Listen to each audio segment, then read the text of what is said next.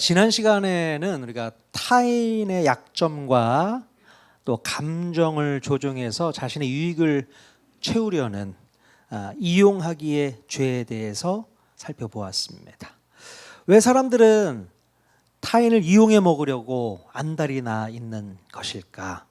몇 가지 말씀을 드렸었죠. 자신의 결핍과 불안을 채우기 위해서 욕심과 이기심을 부리게 된다고 말씀드렸고요. 또 사람들을 자신의 뜻대로 통제하고 싶은 마음도 있고 또 내 마음대로 주무르고 싶기 때문에 사람들을 이용한다 이렇게 말씀을 드렸습니다. 그래서 오로지 상대방은 내 욕심을 채우는데 꼭 필요한 수단이고 도구라고 생각하는 마음이 있다는 것이죠. 그래서 누군가가 나를 이용하려고 한다면 우리는 어떻게 해야 한다고 했습니까? 우리는 감정에 휘둘리지 말고 나를 이용하려고 하는 그 라반, 우리 지난주에 살폈던 그 라반의 실체를 분별해야 한다고 말씀드렸습니다. 그리고 건강한 경계선을 세워서 나를 이용하려는 사람들에게 대처해야 된다. 그래서 몇 가지 이야기를 드렸던 것 같아요. 또한 복수하려고 하지 말고 공의의 하나님께 처분을 맡기는 것이 꼭 필요하다 이렇게 말씀드렸습니다.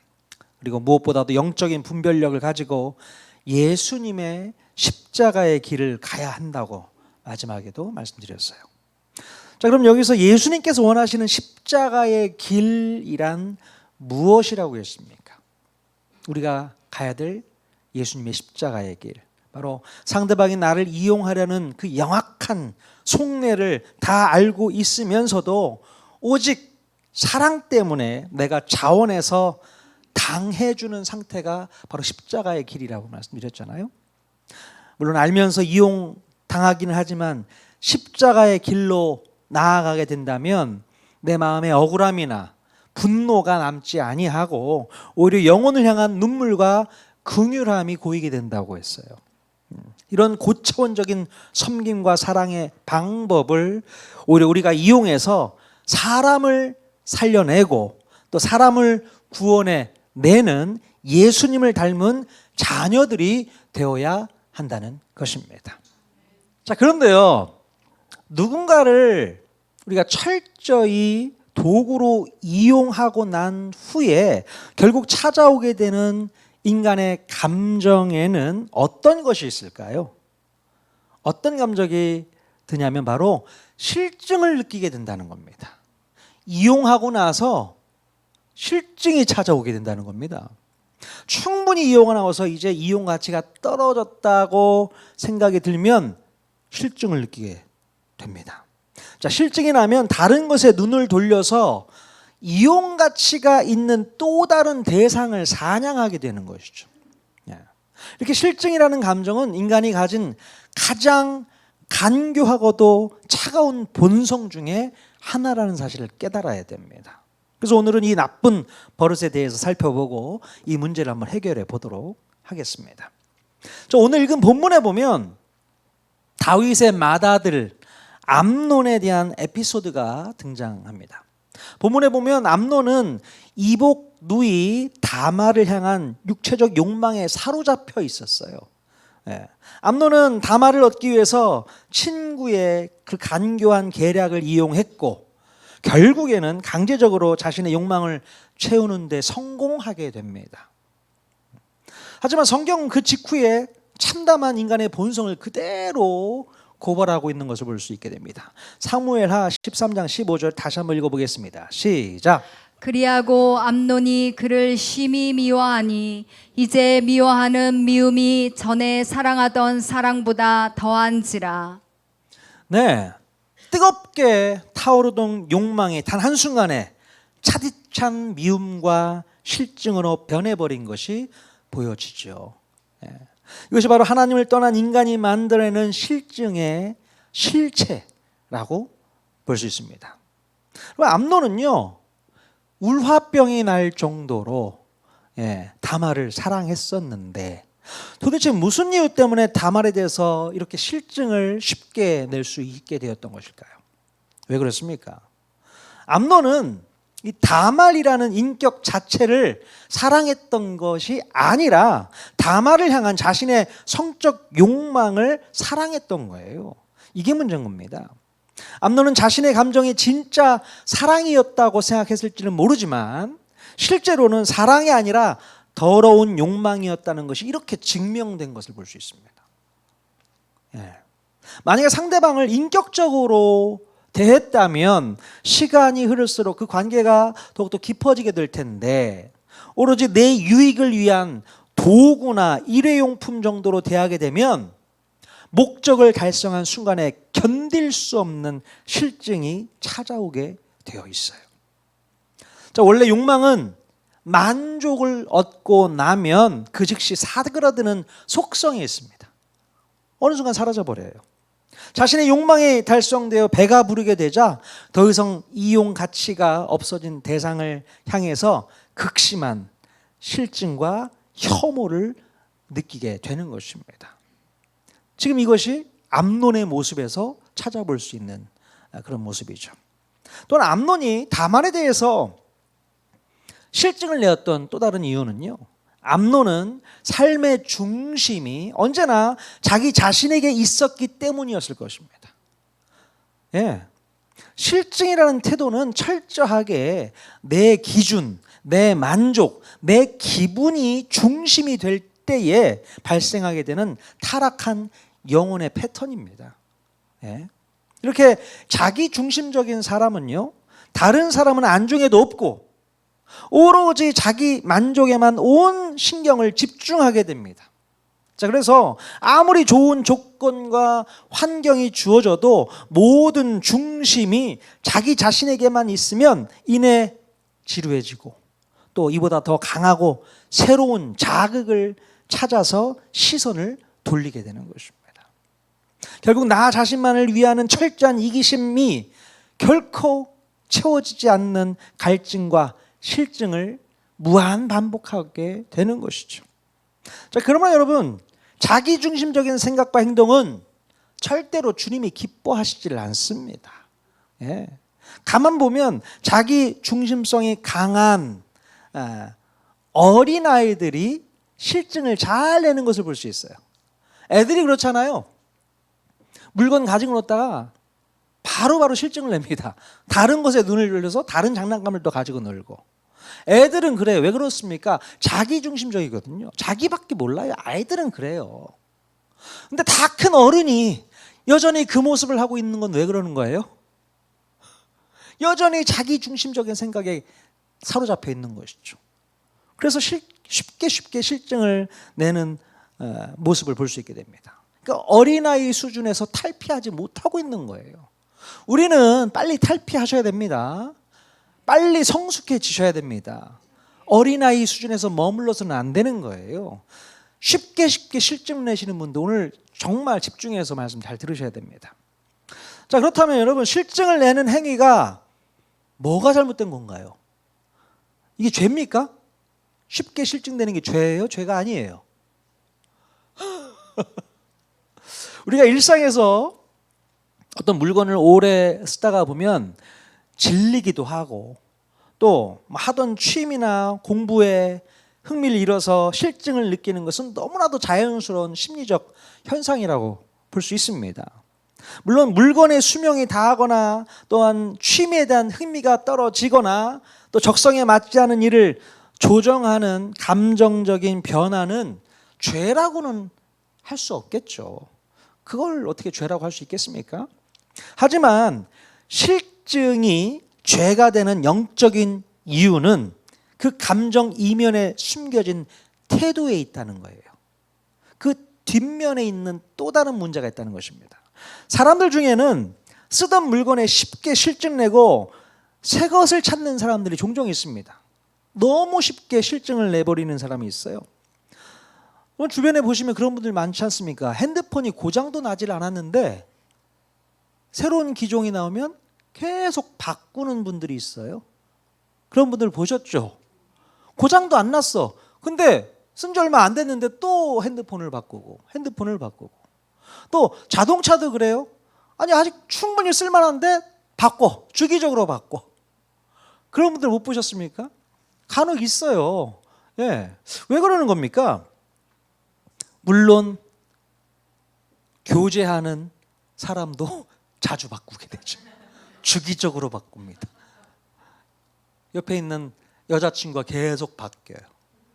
왜 그렇습니까? 실증이 나는 봅니다. 아니, 실증이 하나도 안 나던데. 실증 나니까 바꾸게 되는 거 아니겠습니까? 그런 사람이 있습니다. 하나님께서는 우리에게 필요한 것들을 공급해 주시잖아요.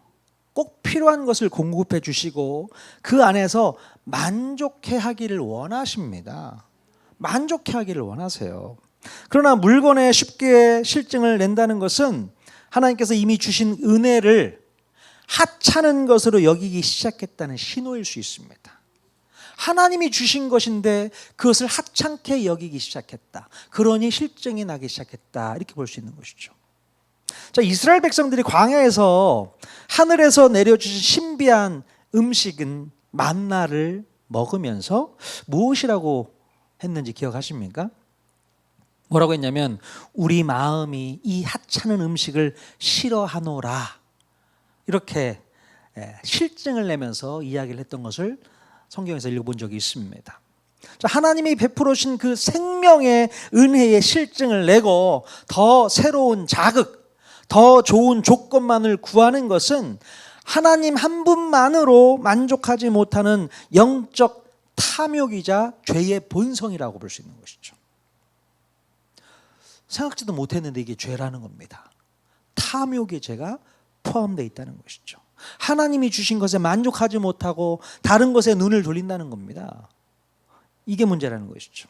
마찬가지로 우리가 예배를 드리는 일, 또 교회를 또 섬기는 일, 타인을 대하는 행위 속에서 실증을 느끼는 것은 철저히 기준이 나 자신에게 있기 때문일 때가 많습니다.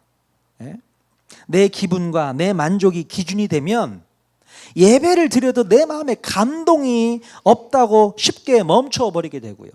또 어떤 사역을 해도 별로 재미가 없어지게 되면 꾸준하게 그 일을 하지 못하게 됩니다. 심지어 교회도 쉽게 바꾸고 옮겨 다니면서 영적인 쇼핑을 하듯이 신앙생활을 즐기는 사람들이 있어요.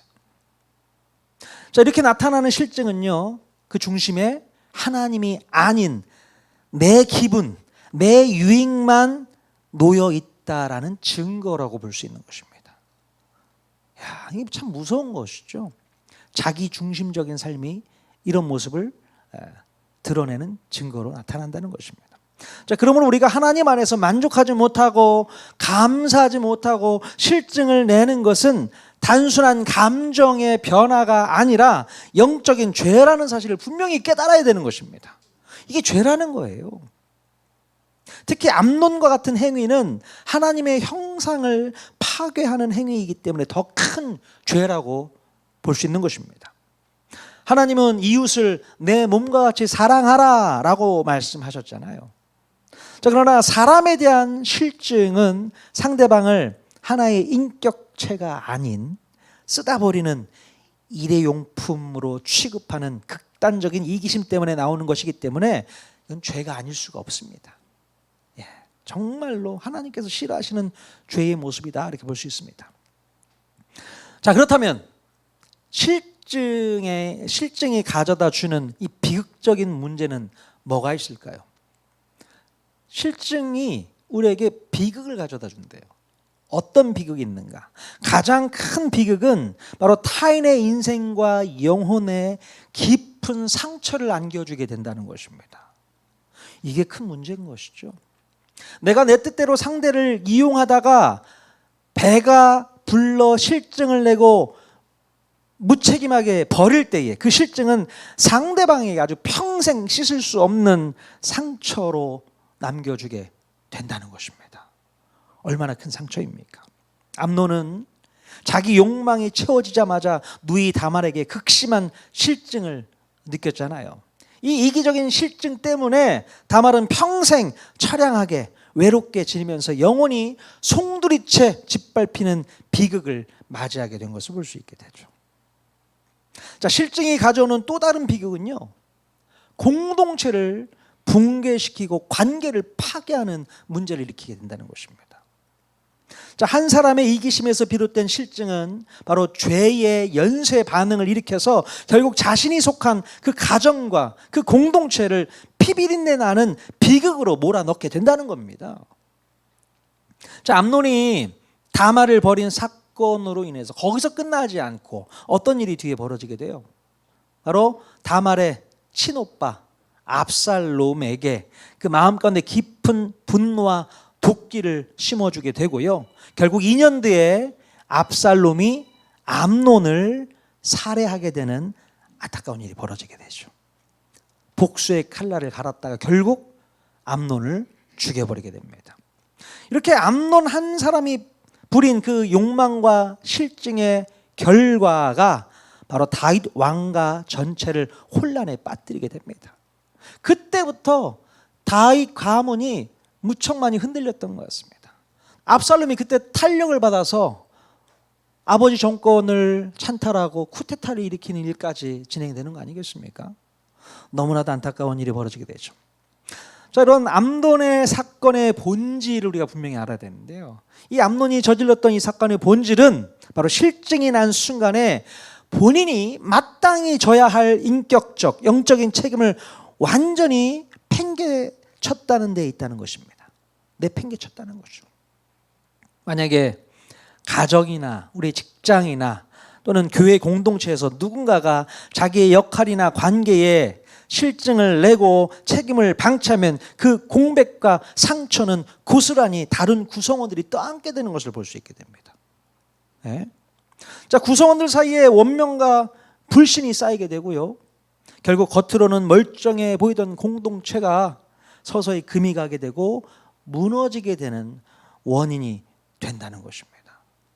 정말 그런 일이 많이 있어요. 가정에서도 마찬가지 아닙니까? 배우자가 예를 들어서 바람을 피웠다. 문제가 심각해진 거죠. 아니, 사랑하는 배우자랑 결혼해서 지금까지 생활해 왔는데 실증이 나서 바람을 피웠다. 그러면 그 뒤는 어떻게 되겠습니까? 그 가정이 완전히 풍비박산 나는 거예요. 박살 나는 겁니다. 갈라서는 일밖에 남아있지 않는 것이죠. 공동체가 그럴 수 있다는 겁니다.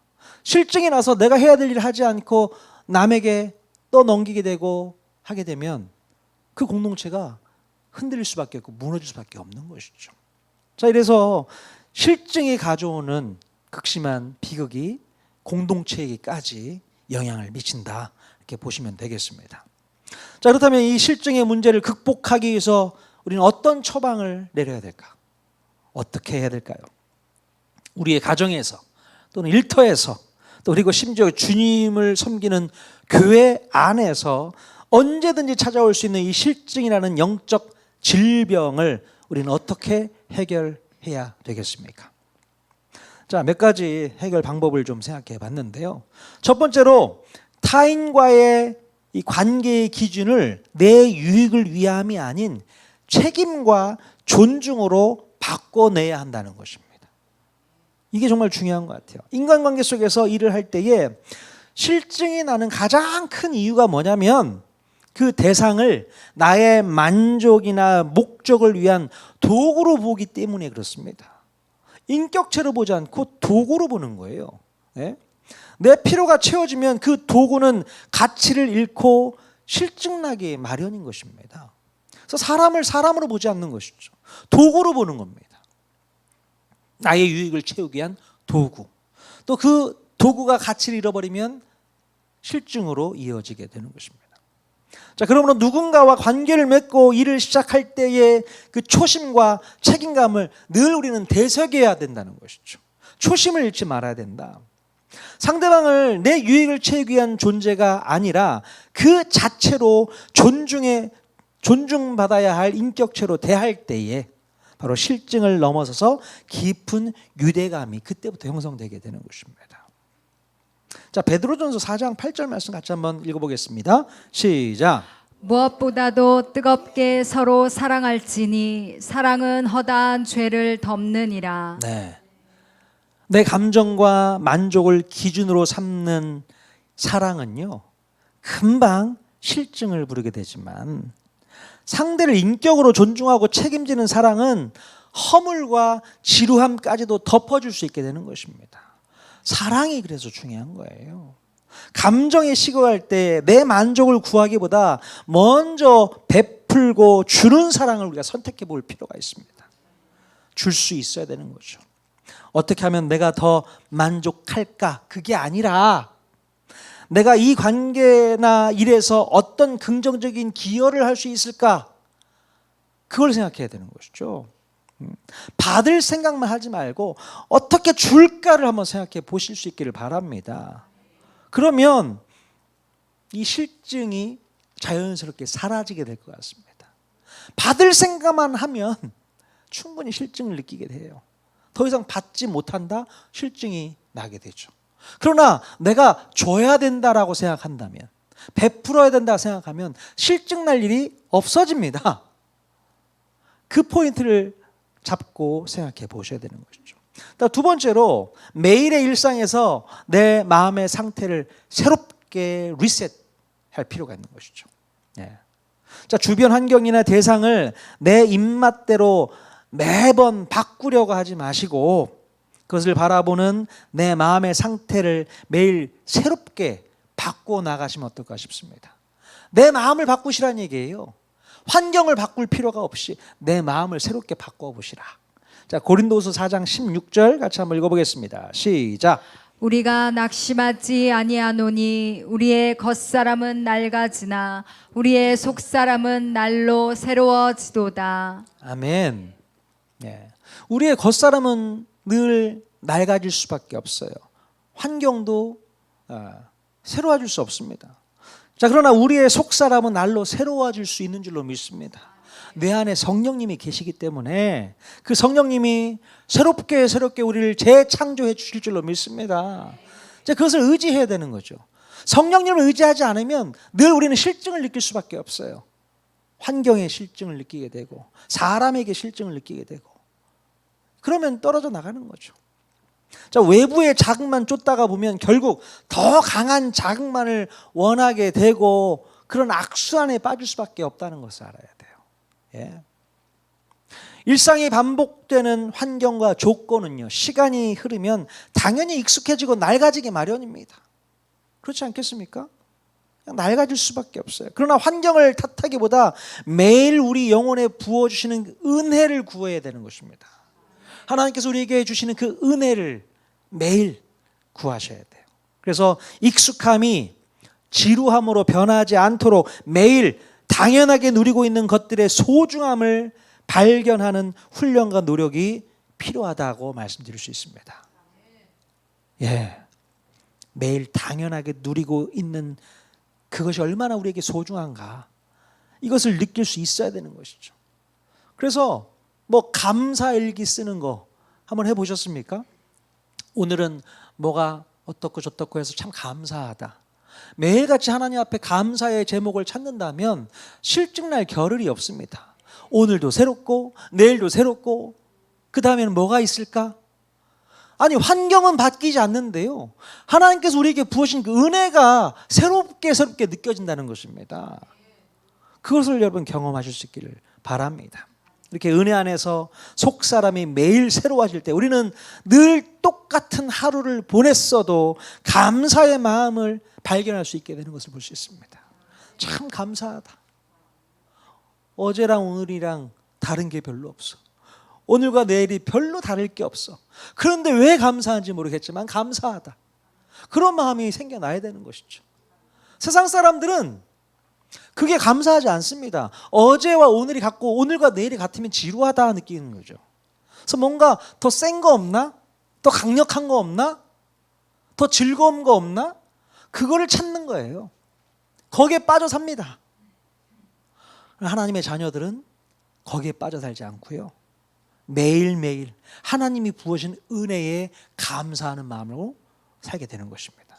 그 차이가 있는 거예요, 여러분. 세 번째로, 외적인 조건을 충족하려고만 하지 말고 내면의 만족을 위한 훈련을 한번 해보셨으면 좋겠습니다.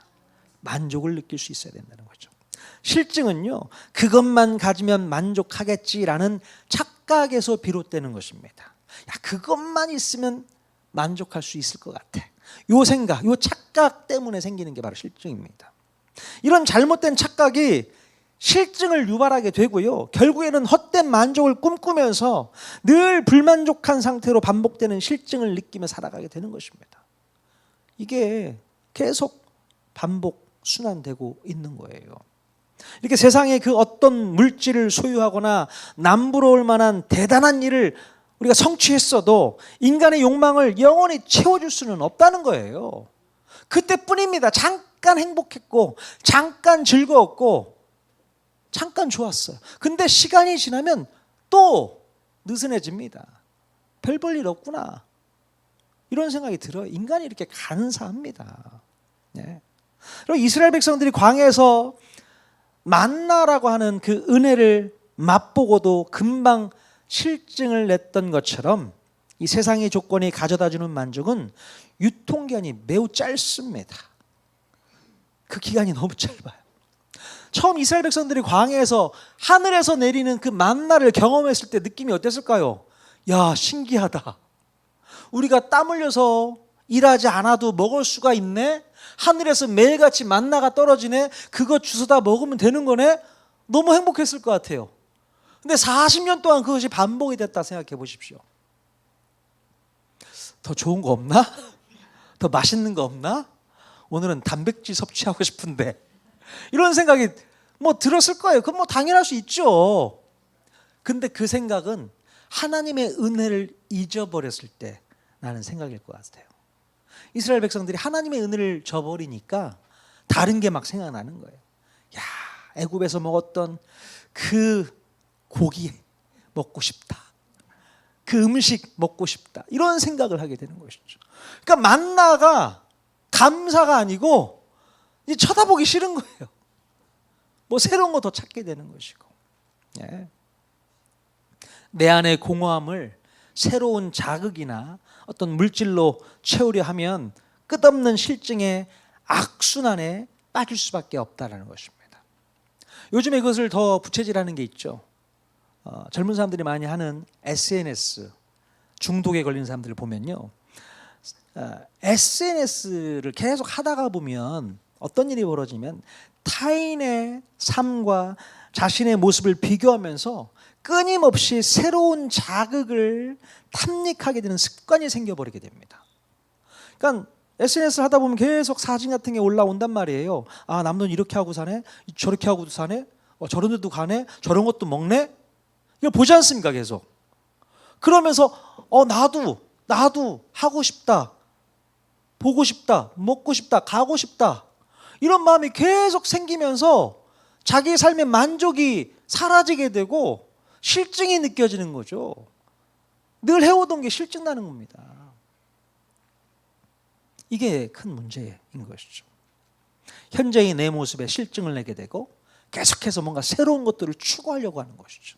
그래야만 세련된 사람인 것처럼 생각되는 것입니다. 이게 문제입니다. 자, 그러면 오늘 우리가 추구해야 될 것은 영원히 목마르지 않는 생수가 되시는 주님 한 분만으로 만족하는 마음을 추구해야 되는 것입니다. 야, 예수님 한 분만 있으면 만족한다, 이런 마음이 있어야 돼요. 우리가 자족하는 마음을 갖는 신앙 훈련을 할 때에 비로소 실증과 갈증에서 자유해질 수 있게 될 줄로 믿습니다. 자, 요한복음 4장 14절 말씀 같이 한번 읽어보겠습니다. 시작. 내가 주는 물을 마시는 자는 영원히 목마르지 아니하리니 내가 주는 물은 그 속에서 영생하도록 솟아나는 샘물이 되리라. 아멘. 우리 주님이 주시는 물을 마시는 자는 영원히 목마르지 않는다. 갈증이 없을 거야. 실증나지 않을 거야. 이렇게 말씀하시고 있는 것이죠. 주님으로부터 나오는 말씀으로 우리가 살아가야 될 줄로 믿습니다. 다른 것으로 우리의 갈증을 채우려고 하다 보면 그때뿐입니다. 실증이 나죠. 그것을 계속 우리는 반복하며 살아갈 수밖에 없는 것입니다. 그러면 암논은요, 사랑 때문이 아니라 욕망에 사로잡혀 있었기 때문에 쉽게 변해버렸습니다. 욕망은 만족을 얻으면 금세 실증을 내지만 사랑은 오래 참고 끝까지 책임질 수 있습니다. 사랑은 그런 거예요. 하나님께서는 우리도 암놈처럼 사람과 사명과 은혜를 소비하는 사람이 아니라 끝까지 사랑하고 감사하는 사람이 되기를 원하신다는 것을 알아야 됩니다. 우리 하나님께서 우리에게 원하시는 모습이 그런 거 아니겠습니까? 혹시 지금 하나님께서 내 옆에 주신 사람들에게 실증이 나 있지는 않은가 한번 생각해 보십시오. 우리 옆 사람 한번 보십시오. 실증이 좀 나시나 안 나시나. 좀 안 봤으면 좋겠어 너. 실증이 나. 또 하나님께서 우리에게 맡겨주신 사명과 사역에 실증이 나 있지는 않은가 한번 생각해 보십시오. 나 이제 그만 좀 하고 싶어. 이거 질려. 혹시 그런 일이 있으실까요? 예? 또 예배와 말씀과 기도에 이제 너무 익숙해져서 감격을 잃어버리고 있지는 않은가 한번 생각해 보십시오. 예배의 실증을 느끼면 끝장입니다. 하나님 앞에 기도하고 또 말씀 있는 거에 실증이 나면 끝장입니다. 예.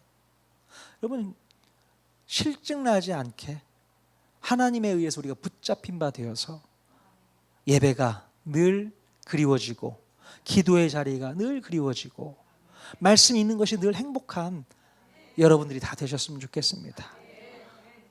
말씀이 있는 거 이거 뭐 올해도 벌써 일독했는데 또 지겹다 지겨워. 여러분 매일 아침 점심 저녁 하루 3끼 드시지 않습니까? 드시면서 지겹다고 생각하면서 드시는 거예요? 아니잖아요. 배가 안 고파도 때가 되면 먹게 되지 않습니까? 이거는 지겨울 일이 아닌 거예요. 살려고 먹는 거 아니에요. 안 먹으면 안 되니까. 말씀도 마찬가지예요. 하나님 말씀도 읽고 섭취하고 그래야만 내 영혼이 살 수 있는 것입니다. 그것을 지루해하고 부담스럽다, 좀 멀리하고 어렵다 치워버리면 안 되는 겁니다. 여러분 기도의 시간 잘 오셨습니다. 이 기도하는 것들도요 정말 하나님 앞에 간절히 기도하는 시간을 가지셔야 돼요. 기도해도 뭐 하나님께서 안 들어주시더만. 아니 몇 년째 기도를 했는데 하나님께서 안 들어주시는데 그만해야겠다. 아니요.